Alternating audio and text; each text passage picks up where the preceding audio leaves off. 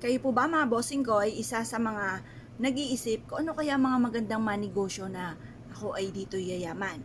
Masabi ko lang po mga bossing, syempre lahat po ng negosyo hindi natin mas malaman kung kayo po ay diyan yayaman o kayo ay malulugi. Yan po ay parang sugal.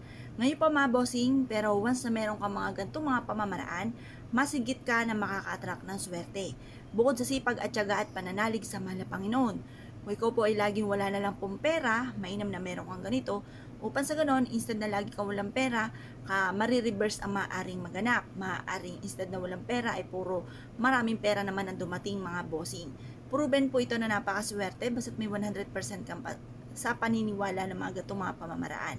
Ngayon pa mga bossing, kung halimbawa naman parang napakailap ng swerte, at tagal-tagal mo na nag-apply ng trabaho pero hanggang ngayon hindi ka pa rin matanggap. Kailangan nyo rin po ng mga ganito para matanggap po kayo. Or kung naman ang mga pagsubok yung pinagdadaanan ay mainam na magawa nyo po ito upang sa ganon yan po ay magbabay ka na sa mga pagsubok.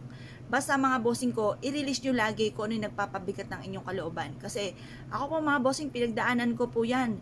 Ako po dati-dati mga bossing ko ay kinikimkim ko ang mga sama ng loob, mga problema. Pero kinikimkim ko siya, pero pag ako ay nagalit, matinding magalit, yung ba talagang humawi ka dahil aawayin kita, humawi ka sa aking dadaanan at talagang hindi ko palalampasin, mga ganun mga bossing.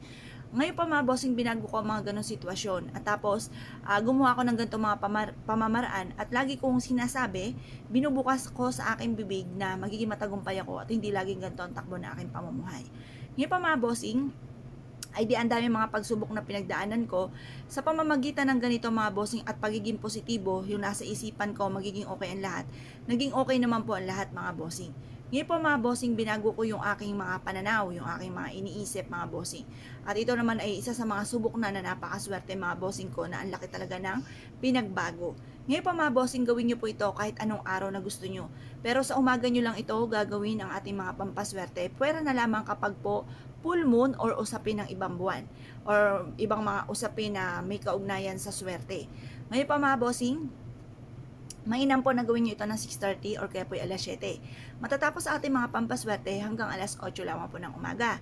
At pagkatapos ito mga bossing, mag-wish ka na mula sa inyong puso, makakamtan po natin ang lahat ng ating mga kahilingan. Basta positive lamang. Ngayon po mga bossing, kung kayo po naniwala at naisip po itong gawin mga bossing, asya mga bossing, good luck po sa inyo po lahat. Ngayon po mga bossing, bago ko po makalimutan, mas mainam po mga bossing ko, kapag ginawa nyo po ito, ayan, pininish na po natin kaagad mga bossing. Mas mainam po na ilagay po natin ito sa ating pong pitaka. Tupiin nyo po ito, tapos ilagay sa inyo pong pitaka, ilagay sa inyo pong bag, or ilagay nyo po sa inyo pong kaha. Pwede rin naman ito sa taguan ng inyong pong pera. Pero yung taguan ng inyong pera, ilalagay nyo sa mataas na lugar upang sa ganoon kayo po higit na makatrak na swerte lalo na sa pera. Pwede rin naman po mga bossing ko na ilagay nyo ito sa mga wishes na garapon kung meron kayong ganoon para mas mabilis nyo makamtan ang mga pangarap. Ngayon pa mga bossing, kung kayo po naniniwala at na-issue po itong gawin, subukan nyo na po ito. Kapag natunaw yung asin, itapon nyo na pati yung oregano. Pero kung hindi naman natunaw ang asin, buo-buo pa po siya. Okay po yan, huwag nyo na itapon, huwag nyo muna pakilamanan. Ito po ay makakatulong upang sa ganon, mas higit kayo maka-attract ng swerte.